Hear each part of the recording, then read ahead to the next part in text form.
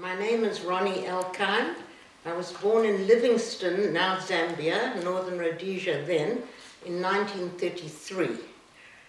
My parents arrived in Africa in 1925-26, actually more 26, and were in Bulawayo for a few years, and then moved to Livingstone in 1930.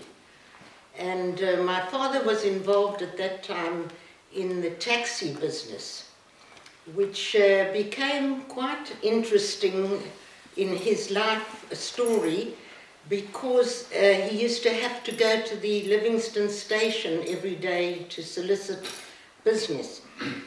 And during those years, in the 1930s, Jews were coming from Europe, escaping the problems in Europe, and as a result, unintentionally, he became involved with this whole thing.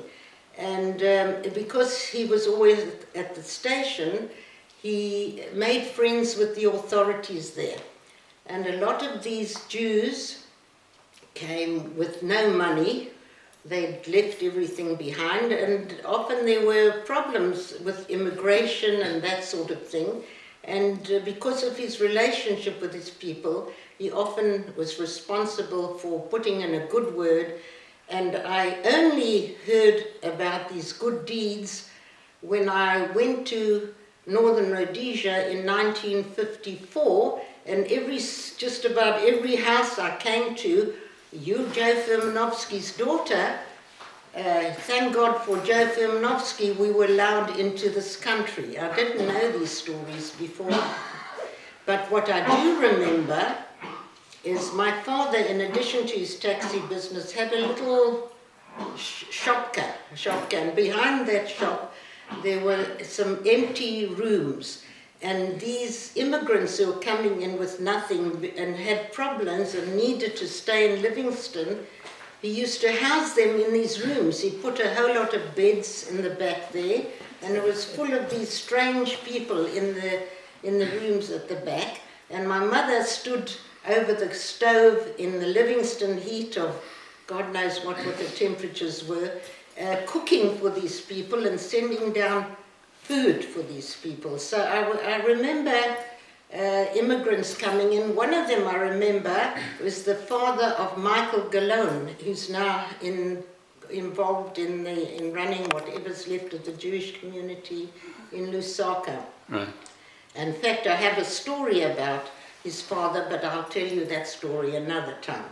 He was responsible for my giving up drinking a bottle because he embarrassed me. Anyway, that was one interesting person he met.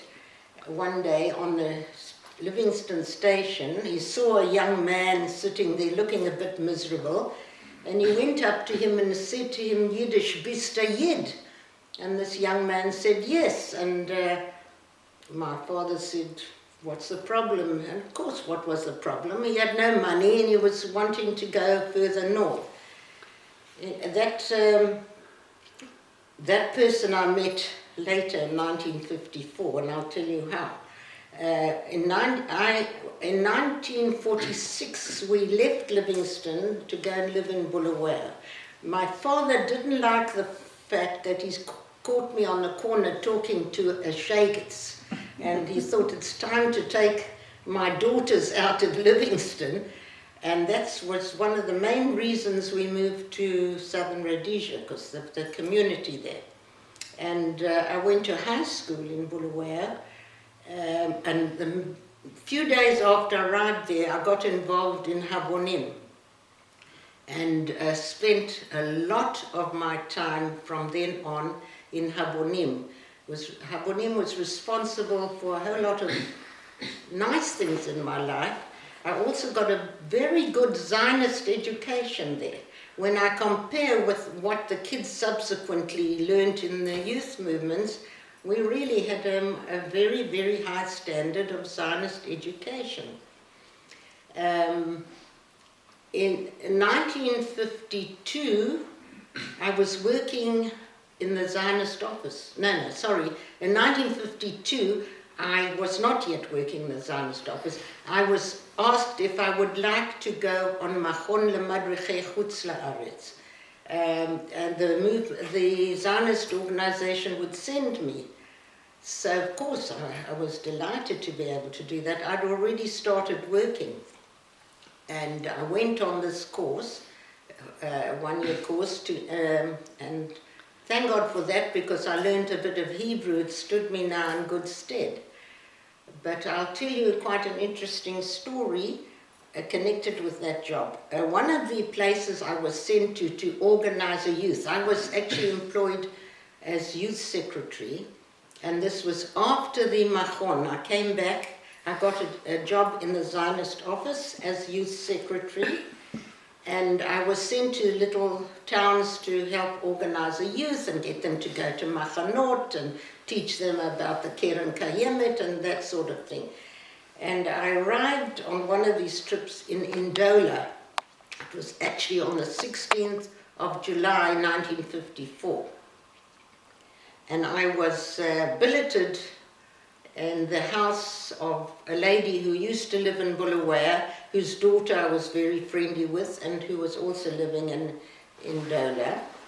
And that evening, the hostess, after the Shabbat dinner, organized a very nice, what would we call it, a kumsitz after dinner, for me to meet the younger generation of the community there.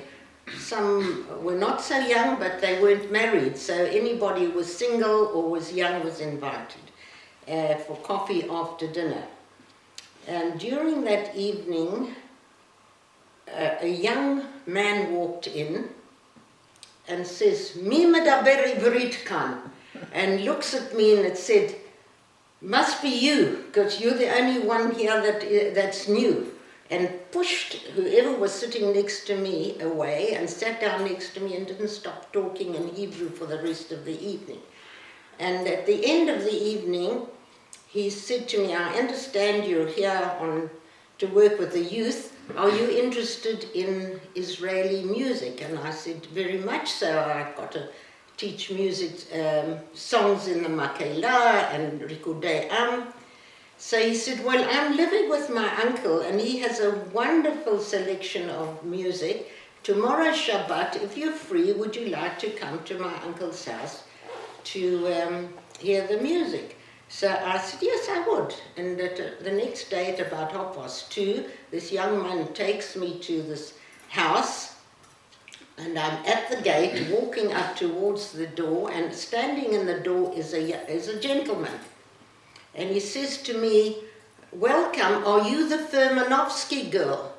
I said, "Yes, how do you know? How do you know my name, and how do you know me?" He says, "Well, in 1936 or 37, I was sitting on a bench on the station at Livingston, and a gentleman came up to me," and so on and so forth, Mr. Yid, and so on and so forth. Anyway, I married his nephew, just by the way. Avner was the nephew of this guy. I'd met Avner on the Friday night and went to his uncle's house, and he was one of the numerous people that my dad had a hand in welcoming into the country. I thought that's quite an interesting story, so I've told you that. Bulawayo had a marvelous Jewish community, a very Zionistic Jewish community, and a very warm Jewish community. And my husband, Avner, whom I married the following year, came to Africa because of economic reasons in Israel, planning to stay 2 years. And when we met, he said, "Can you postpone it for a while? I'm also going back in 2 years. I want to go Habaita." He only talked about going Habaita all the years. He unfortunately didn't make it, so I decided to make it for him eventually.